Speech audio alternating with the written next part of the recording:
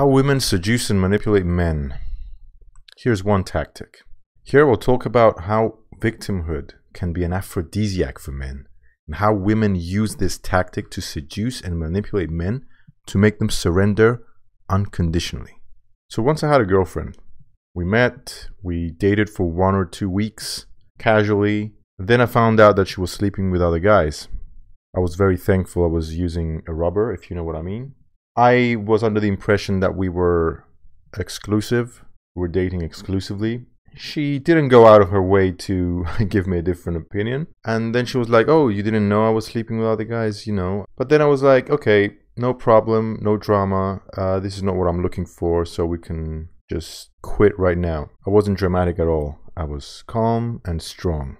Then she started crying and gave me all the drama, how she was abused as a child, how she was raped as a child, how she was raped even recently by her previous boyfriend. I don't know if that can be possible. And that she needed to sleep with other guys to feel good about herself. That's why she did that. And something happened in me.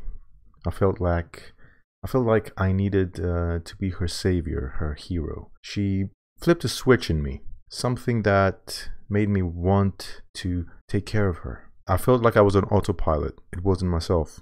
I wasn't conscious of my decisions. So I took her under my arm, and I had the worst relationship of my life for about 2 years, and it was hell. She was a very bad person, a pathological liar, manipulative, exploitive, and that's not for this video. Anyway, was she to blame? No. I was to blame 100%. Had a need to feel superior and patronizing to her. Treat her like a victim. She needed someone to use to get back on her feet. So she catered to my need. Now, a common manipulation tactic when someone wants to seduce you is this. They pretend to be the victim. Women usually pretend that supposedly they were abused, and men usually supposedly pretend they were discriminated against due to their background. And to whine to get what you want is what children do. It's pathetic. The only thing when using such a victimhood tactic is dignity. To use this tactic means you have none. When people use the victimhood manipulation tactic, they press 2 buttons. Number 1. Our need to virtue signal, to exhibit morality, to self-congratulate, to feel like a hero and care for someone and feel superior to them in the process.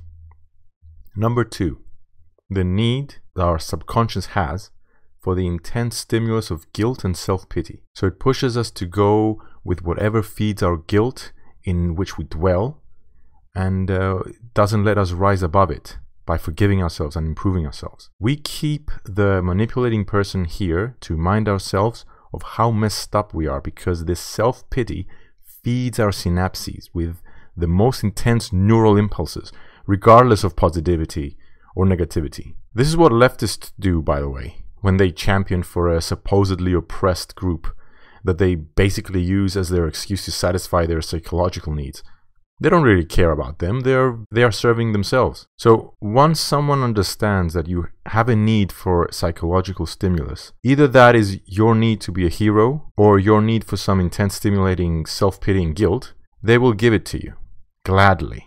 And you will be willingly manipulated because you are to blame here. It's what you asked for. It's not that they lied to you. You cannot blame the supplier of the drug. You blame the drug user. Therefore, I don't sympathize anymore with those men who were taken to the cleaners by their ex-wives, or those who still live with a manipulative, controlling woman who can hold them by the balls and order them around. They love that. They love the moral narrative of being the oppressed victim, and they wouldn't have it any other way. So all those MGTOW and MRA who still whine about what women did to them, well, you had it coming and probably deserved it. And even after your divorce, you still love the negativity of the victim, and you're behaving just like the women who manipulated you, because now you're trying to manipulate us with your victimhood. A true man doesn't whine. He takes the shit for what it is. No point in blaming. And before you tell me the retarded cliche that man does whatever he wants, well, then manhood and being a man or a woman means nothing. By that standard, a woman can claim to be a man, then whatever, anything goes. There are some objective standards by which men are judged. And by claiming that there aren't, you prove how little you understand manhood and how little you have invested in achieving it. Thank you for listening. Please like, dislike, comment, share, subscribe, click the bell button, whatever. Means a lot to me. Stay engaged, stay true, and see you next time.